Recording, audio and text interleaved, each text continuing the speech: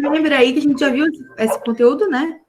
Uhum. Mas como pediram para a gente fazer então, só 5 pontos básicos para a gente dar uma pegada aí no conteúdo, né? E aí a gente começa, aí vou passar uma atividade aí, então vai ser, acho que bem rapidinho, já que tá só nas 3, né?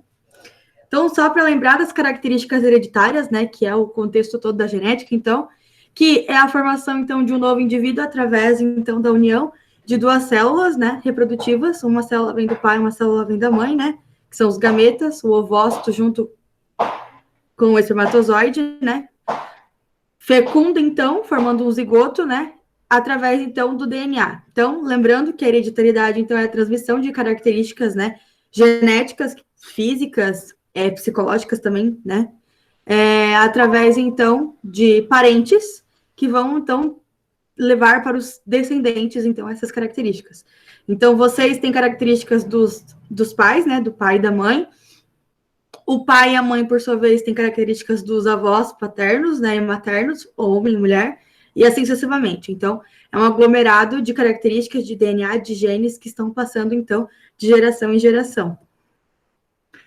Aí a gente vai falar, então, lembrando do material genético, né, sendo que a maior parte dos seres vivos vai ter, então, o material genético que a gente chama de DNA, que é o ácido desoxirribonucleico.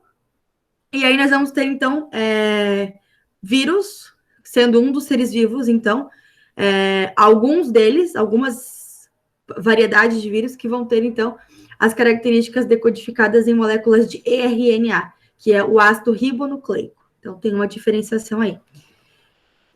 O DNA, então, a gente já viu, né, formado por nucleotídeos que vão se unir em partes, formando uma estrutura de dupla hélice, que é essa imagem aqui da esquerda, né? E aí a gente vai ter, então, uma pentose e uma base nitrogenada, que são a adenina, timina, guanina e a citosina, se ligando, né? O A com T, o C com G, fazendo ligações, então, para fechar essa dupla hélice. E o RNA vai ter uma estrutura muito semelhante ao DNA, só que a diferença é que tem apenas uma fita, como vocês podem observar aqui, né? E se vocês observarem também, a gente não vai ter uma das cores. No lugar da timina, que é o azul, a gente vai ter, no caso do RNA, a uracila, que é o roxinho. Vocês podem ver que não tem azul aqui. Então, uma base nitrogenada dentro da estrutura do RNA é diferente da base nitrogenada dentro da estrutura do DNA. Aí até aí tudo bem, né? Vocês lembram, né? Se recordam? Sim. Beleza. Só para lembrar, então, né? Dentro do nosso corpo, né? Nós, seres humanos, a gente vai ter, então, o DNA e o RNA muito ligados. O DNA vai estar, então, fazendo essa parte das características genéticas, mas a gente vai ter, então, em algumas situações, partes de RNA também sendo replicados e compartilhados. Aí a gente tem, então, os cromossomos, né? Que são os DNAs formados, então, por milhares de genes, como vocês podem observar aqui, que vão expressar as características físicas. Aqui nós temos um cromossomo, você deve se recordar, né? Um xizinho, geralmente, que tem vários formatos, né? Os tamanhos ali do encontro entre a parte de cima e a parte de baixo podem ser diferentes. Acho que vocês devem se lembrar que a gente fez uma atividade dessa de colar o cromossomo parzinho um no outro, lembram? Em formato de xizinho. Lembro, tenho guardado. Isso aí. Então, é só para relembrar mesmo, né? Então, esses DNAs, então, esses genes, né, se associam às proteínas, então, e formam os cromossomos, que estão ali dentro de cada célula, vai ter, então, um cromossomo com essas características físicas. Aí a gente também já viu no ano passado, né, que o número de cromossomos vai variar de acordo com a espécie de ser vivo, né? Os cavalos, então, vão ter 64 cromossomos em cada célula, as minhocas 32, o trigo 42, os seres humanos 46, onde 23 vem do pai, 23 cromossomos vêm do pai e 23 cromossomos vêm da mãe, sendo desses 46 cromossomos, então, né, 22 pares, ou seja, 44 cromossomos autossômicos, que são os responsáveis, então, por determinar a maioria das nossas características. A gente vai ter, então, um parzinho, 2 cromossomos, sexuais, então, XX ou XY, né? A mãe sempre passando o X para o feto, né? E o pai determinando, então, o sexo biológico do bebê, mandando um X ou um Y para completar, então, esse cromossomo sexual. Aí a gente também falou no passado de cromossomos haploides e diploides, né? Onde um N vai ser haploide, 2N vai ser diploide. Um N, então, cada pai, cada mãe vai ter um N lá. E aí eles mandam, então, quando acontece a fecundação, a gente vai ter, então, uma célula diploide, né? Com 2N. Então, vai ser como se os cromossomos, então, se juntassem, né? Tivessem seus parzinhos certinhos. Então, só para lembrar. Então, esse conjunto de diploide e de cromossomos, quando acontece a fecundação, ele pode ser representado por um cariótipo, né? 46XX, no caso, então, um ser humano com 46 cromossomos do sexo biológico feminino, né? Também pode ser, então, representado 46 cromossomos, sendo 44 autossômicos e 2 sexuais, ou 44A mais XX, 44A mais XY, que vai determinar, então, que é um ser humano, tem 44 cromossomos autossômicos, e é uma mulher, o sexual é o XX, ou o XY, que é, então, o sexual, fazendo, então, o sexo biológico masculino. Aí tem uma imagem para vocês se lembrarem, né, do cariótipo, que foi o que a gente fez, juntar os parzinhos, né, formando de X de maneira geral. E aí o último, então, todos esses sendo características autossômicas, né, e esse último aqui dando, então, a característica sexual, um X e um Y. Dá para ver, né? Estão vendo aí? Tá suave? Aí a gente também viu essa parte dos cromossomos homólogos, né? Que são similares quanto à forma, composição e ao tamanho. Então, vocês podem observar que nós temos uma imagem aqui, né? Num cromossomo já com pares, então 2 N's, e aqui com um N só. A gente consegue ver, então, que este parzinho aqui, ele vai ser igual, esses dois, né? Assim como esses também vão ser iguais, e esses vão ser iguais também. Que, então, remete a essa ideia de que o cromossomo vai encontrar o seu par homólogo, né? O mesmo parzinho. Ele vai em busca do seu igual. Para definir, então, as características físicas do feto, no caso. Além disso, a gente tem aqui os alelos, né? Que eu acredito que vocês também se recordam, mas não tenho certeza. A gente tem, então, os genes alelos, onde as características genéticas vão estar no mesmo lugar, ou ela, e aí pode ser homólogo, né? Ou aqui, quando as características elas não estão no mesmo lugar representadas, né? Então, aí a gente já não tem um alelo homólogo. Certo?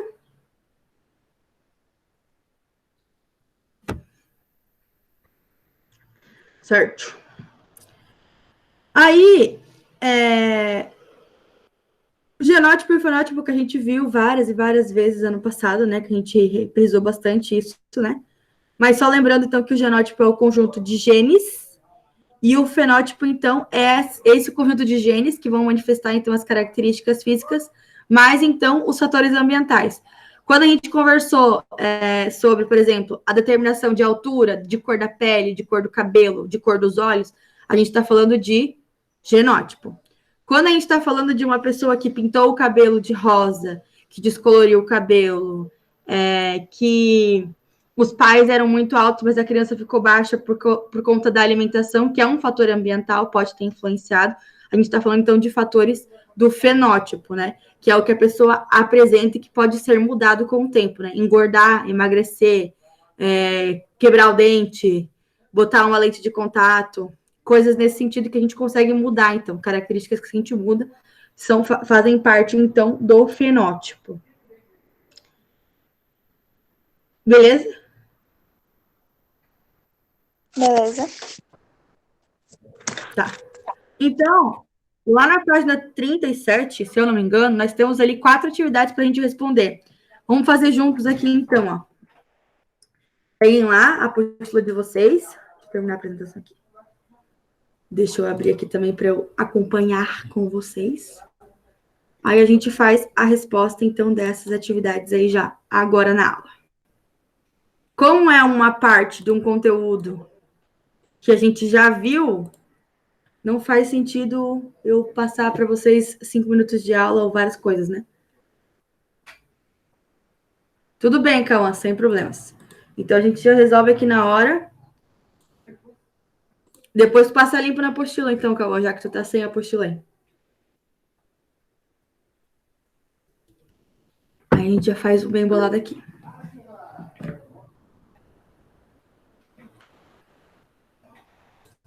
Vocês podem ligar o microfone agora para a gente conversar um pouco, então?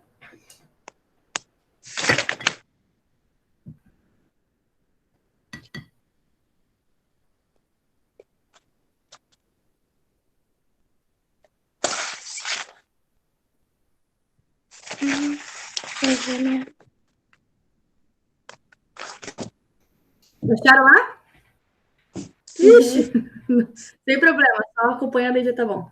A Duda lê, então, pra gente a primeira pergunta? Tá.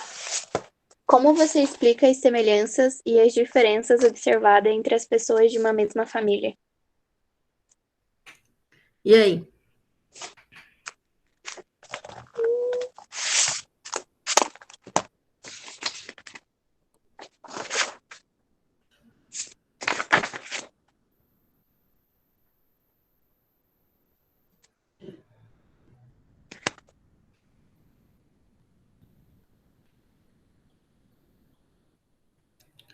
Tá, vamos começar então. Como é que a gente pode explicar, então, semelhanças entre indivíduos da mesma família? Qual é a palavra-chave que vai fazer com que a gente seja parecido com os nossos irmãos, com os nossos pais, com os avós, por exemplo? O DNA? Isso. E o DNA tá ligado à hereditariedade. Então, o fato da gente ser parecido com as pessoas da nossa família é justamente porque o DNA ele tá então passando de geração em geração, né? E se combinando, então ele vai tendo uma hereditariedade, né? Ele tá seguindo ali um fluxo, por isso as pessoas vão ser um pouco parecidas. Aí a gente tem que pensar, então, como que esse DNA, que teoricamente é o mesmo, se vocês pararem para pensar, né? A mãe de vocês, o pai de vocês é o mesmo, como que podem nascer indivíduos semelhantes, mas ao mesmo tempo diferentes? Por que nem todo mundo nasce igualzinho?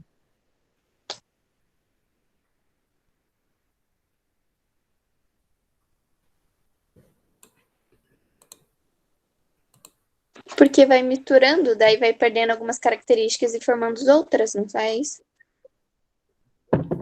A gente tem que lembrar sempre que quando a gente fala de DNA, a gente está falando de duas possibilidades. Vocês lembram, né? Quando a gente falou de tipo sanguíneo, por exemplo, ou de cabelo, o negocinho do cabelo, vocês lembram que era para ter oval ou para ter aquela entradinha aqui na frente? Todas essas características eram sempre formadas por dois alelos, né? Que podiam ser duas letras maiúsculas, uma letra maiúscula, uma minúscula e duas minúsculas. Então, é probabilidade. Pode acontecer do filho ser exatamente igual ao outro filho, exatamente igual ao outro filho, sem ter, então, os gêmeos, né? Que a gente fala uni ou bivitelinos. Só que, então, essa recombinação dos cromossomos pode fazer com que um filho seja diferente do outro ou seja igual ao outro. No fim das contas, é uma probabilidade que tem de ser parecido, mas de ter semelhanças também. Certo? Vocês têm irmãos, né? Sim. Tem irmãos? Tem irmãos? O Wesley tem irmãos também? Tem. Vocês são parecidos com os irmãos de vocês, ou mais ou menos, ou nada? Nada. Nada. Então, a gente já tem uma. Ó, o Wesley também falou que nada. No meu caso, por exemplo, todo mundo fala que eu e meus irmãos, a gente é uma cara do outro. Então, já tem aí diferenças, né? Os irmãos podem, então, ser bem diferentes. Então, tem ali a recombinação dos cromossomos, que pode ser bem diferente uma da outra, e pode também ser bastante parecido. Aí, os filhos têm ali características bem semelhantes aos dos pais e a dos próprios irmãos também, né? Porque o gene é o mesmo. Então, tem esse rolê aí. A segunda pergunta, então, para a gente relacionar as afirmativas de o D de DNA e o R de RNA. Então, vamos lá. Apresenta timina. É o DNA ou RNA? DNA. DNA. Então, coloca um D lá no parênteses. Letra B. Apresenta uracila. RNA. RNA. Muito bem. Bota o R lá. É constituído por uma fita simples de nucleotídeos. RNA. Fita simples é RNA. Muito bem. E aí é constituído por uma fita dupla de nucleotídeos, só pode ser, então, o DNA. Então, fica DRRD. Bem de boa, né? Uhum. É fácil ver um conteúdo assim que a gente já viu, né? Não fica difícil. Mais ou menos. Mais ou menos. Vamos lá, então, tem que ser sincero, né? Vamos lá. Analise o esquema e assinale V para as informações verdadeiras e F para as falsas. Depois tem que corrigir, então. Quando a gente se lembra, realmente, né? Esse negócio de ficar fora da escola, assim, todo dia, dá uma dificultada no rolê mesmo, eu entendo. Tanto que eu mudei da abordagem, eu ia fazer só as atividades, eu falei assim, cara, se eles não lembrarem de nada, eu vou perder a aula. Eu falei, vou fazer um resumo aqui antes, né?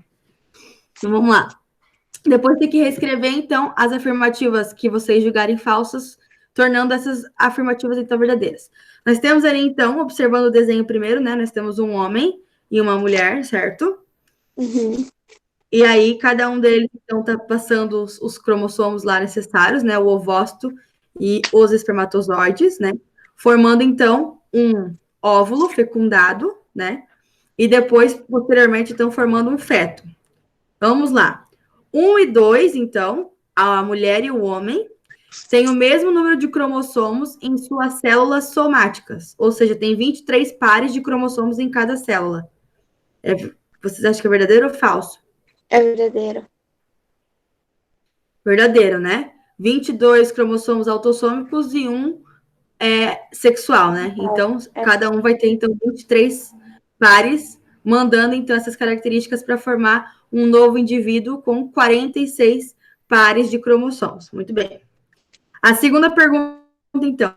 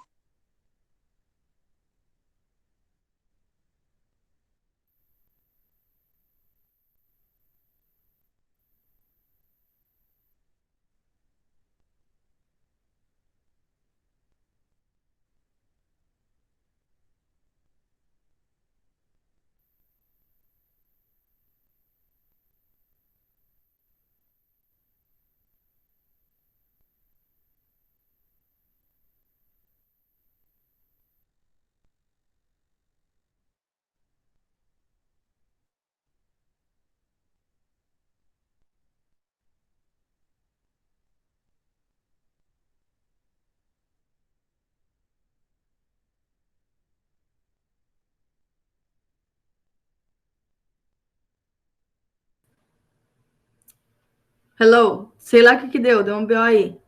Vocês pararam de me ouvir aonde? Tava na B. Tá, vamos lá. E pior que eu não percebi. Então, ali o óvulo e os espermatozoides, certo? Representam gametas formados pela meiose com uma carga genética N, ou seja, de 46 cromossomos. Verdadeiro ou falso?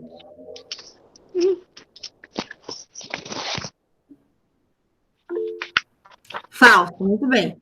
É falso por quê?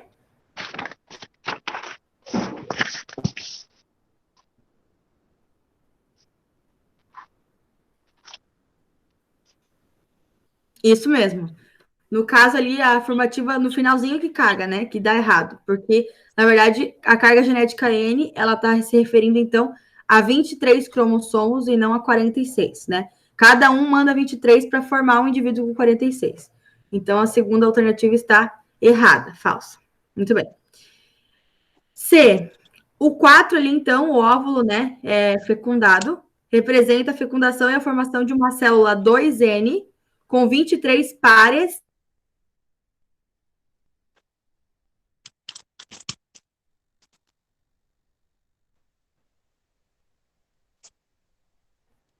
Tá de sacanagem daí, né?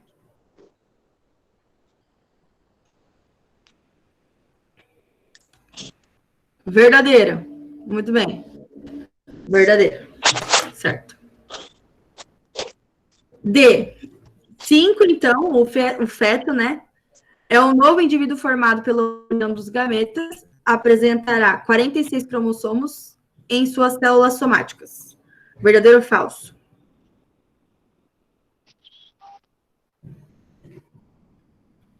Verdadeiro? Verdadeiro. Então, só a letra B ali que é falsa, né? Daí depois vocês reescrevem ela ali na linha que tem embaixo, né? Que representa, então, gametas formados pela meiose com uma carga genética N, ou seja, e corrige para 23 cromossomos e não para 46. Certo?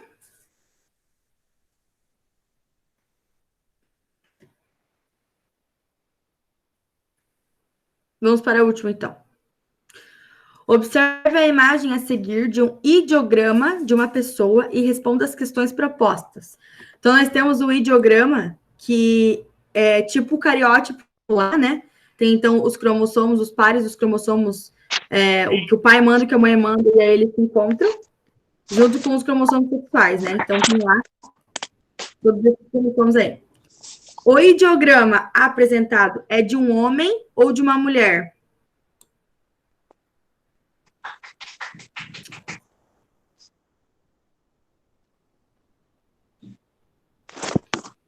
De um homem? Nossa, eu esqueci qual que é o homem. O homem é XX ou XY?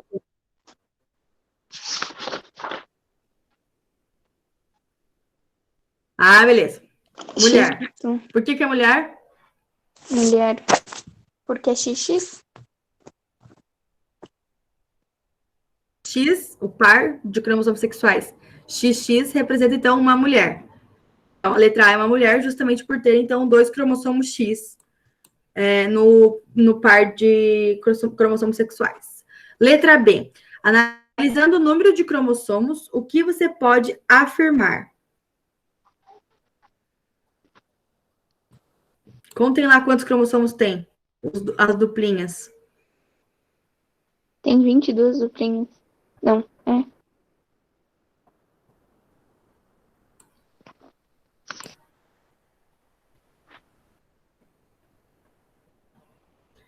E quantos cromossomos tem em cada par?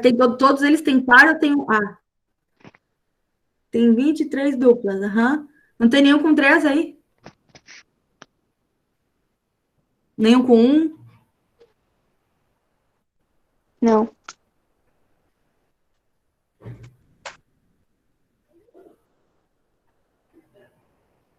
4? Eu tô enxergando 3 aqui, mas o tá bom. O do Lá no 21 tem 21. 3. Isso, vocês lembram? Então, isso significa que a pessoa não tem 46 cromossomos, ela tem 47, certo? Ela é Ela tem um síndrome de cromossomo a Down. mais.